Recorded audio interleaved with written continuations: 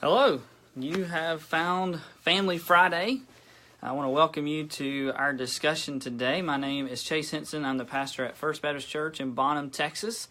If you're watching today live or if you watch this later, we want to thank you for taking the time to do so. We also want to ask for your help in a couple different ways. Number one, if you're watching on our Facebook page and you haven't liked our page yet, we'd love for you to do that. At the top of the page, there is an option to like, and then immediately to the right of that, there is an opportunity to see first. Facebook has changed lots of their settings, and so in order to see our content, it's going to be beneficial to you to click that, and then under the Follow tab, select See First. That way it'll pop up in your notification feed. Otherwise, you may not see the content quite like you were seeing it before. So this will ensure that you'll be able to see it. The other thing that you can help us out with is sharing this video to your own feed. So our ability to get content to people is somewhat limited to their interaction with our page unless you share it with your friends, because then it goes onto your news feed, your own page, and then they can see it from there. So the more people that share the content, the more likely it is to be seen by more people. And certainly we want to be able to help families with segments like this and show them how the Bible informs different things that we do in family life. So if you could do that, like our page, follow, see first, and then share our content, our video with your friends and family by sharing it. So today, what we're going to do is we're going to do our final episode, our final installment on your family and technology. And certainly we haven't said nearly everything that we could say about technology, but I've tried to do a couple things for you. Number one, the very first week we talked about what is a biblical view of technology. Either we can run away from it because it's scary or it's different, it's unknown.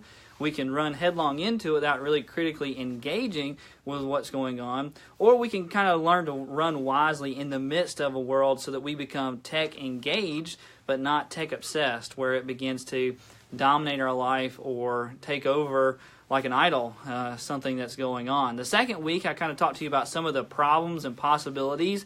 And really what it kind of comes down to is that technology is a good tool, but it can become that idol. It can become that thing that controls our time. It overrides some of our relationships. And so we have to be really careful to understand that it can be redeemed and used in an appropriate way, but it can very easily, just like anything really, can come to dominate us and enslave us if we don't learn to use it instead of letting it use us. So today what I wanted to do is I wanted to try to be a little bit more practical about a few suggestions about how you can put these things into play.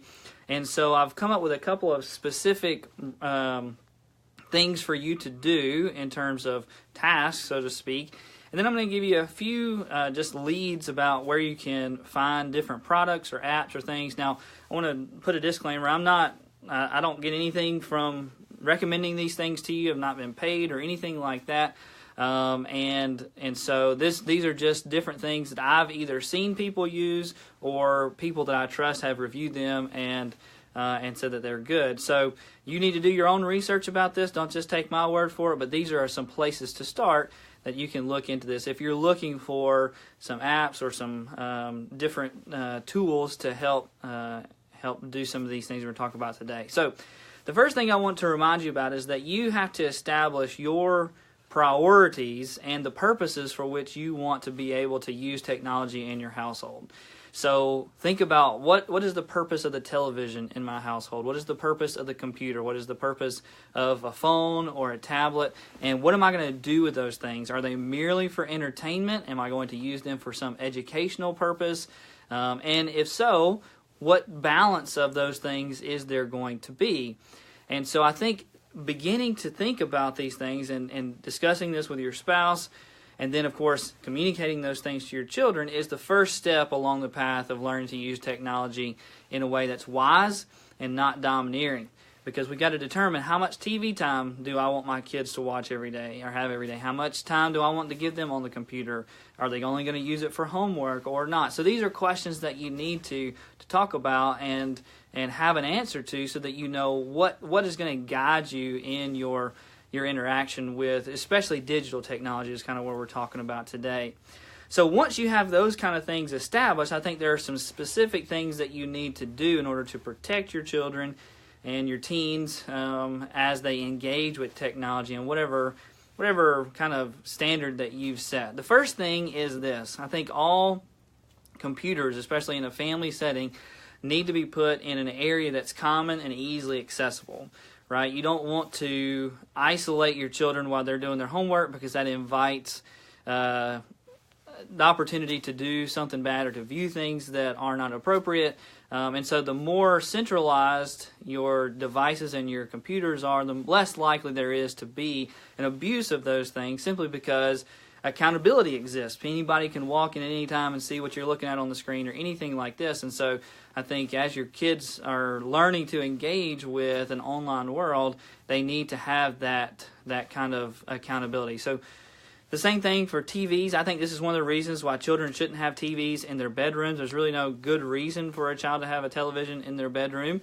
If they want to watch TV, they can watch it in the family room, because they don't need to be watching it at nighttime. And that may upset some of you that I said that, but I think that's essentially true, that there's really no good reason for a child to have a television in their bedroom that's connected to cable. Now, if they have a television in the bedroom because you're allowing them to, play video games, may be a little bit different, but I think there's even still some conversations that would need to be had there, because video games usually are connected to the larger world, especially these days. So it's really, I think, dicey to allow your children to have a television in their bedroom, especially if they're quite young. So I think televisions, computers, things like that need to be placed in an environment where accountability is open.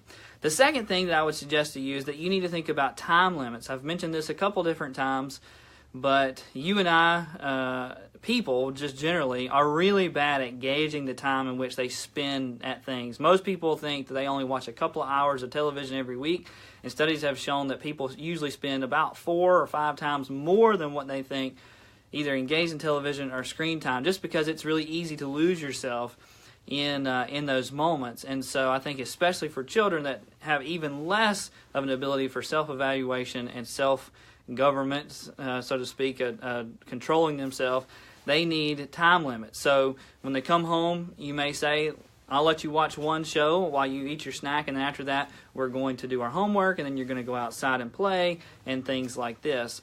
And so the same is true, I think, for devices. And so set time limits, and I'm going to give you some ways that you can kind of do that as well. I think one thing that, as part of this time limits, is the idea of bedtime. I think lots of kids experience the desire to take their device, especially if they have a cell phone or a tablet or something like this, to bed with them. And then what that does is that elongates the time that they're awake, instead of getting the rest they need as their body grows, and then being refreshed and ready to go to school the next day and participate in their extracurriculars and things like this. So I think it's really good to have a bedtime that you stick to, and either devices stay in the living room, or they have, we use one of these apps I'm going to suggest to you that shuts it down at a certain time and only allows for something like emergency calls or things like that after a certain time. And then at 6 or 6:30 or 7 or whatever time it is that you set, then it could be turned back on, and therefore they could use it throughout the day or something like this. So time limits and bedtime. The other thing is certainly content limits. So you want to filter the content that comes into your devices. And of course, this means, like on television, if you have cable or satellite TV, usually there's some built-in features that allow you to restrict the type of content that shows up on the screen unless you put in a passcode of some sort. And I think a lot of times we kind of forget that these are features, but they definitely need to be done, because your child doesn't need to see what's on the pay-per-view channel, of course. And so just setting up a simple passcode can restrict those things. And that's even for making unlicensed purchases. They click and watch a movie, and like I said, our children already know how to work the remote, and nobody's taught them, right? And we restrict their time, and they pick it up because they see you do it and things like this. So certainly doing that, like on the television, and employing some kind of software or hardware, which there are both, that can provide content limits on what comes into the devices into your home. I think an extra layer of this is asking especially if you have teens, asking them for their passwords and monitoring their activity. Now, they're going to bucket this because they don't want that restriction, but your job is not to be liked, it's to be a parent. And so this means that their email, they should provide their password so that you can see it. That doesn't mean you have to look at it every day, but I think you need to have the freedom and to do it on occasion to look at the communications they're having on, Snapchat or on WhatsApp or, whatever particular thing they're doing. They need to provide you with the access to those things so that you can monitor and also protect them. And the more they resist, I think, then that's the greater likelihood that they are at least tempted, even if they're not currently engaged, they're at least tempted to do some things that maybe are inappropriate or dangerous on those apps. So they need to provide you with that. So the earlier you start, right, if you're watching this and your kids don't have a cell phone yet or don't have a device yet, then that just needs to be a stipulation up front so that they can understand that you are the one who is providing this device, this piece of technology, and so it's within your power and your control to be used how you see fit. I think as part of this, I want to caution you not to give your children devices too early. Now, you may be upset by what I'm about to tell you, but I don't personally believe that a child needs a device before the time, like a cell phone, for instance, before the time that they can drive.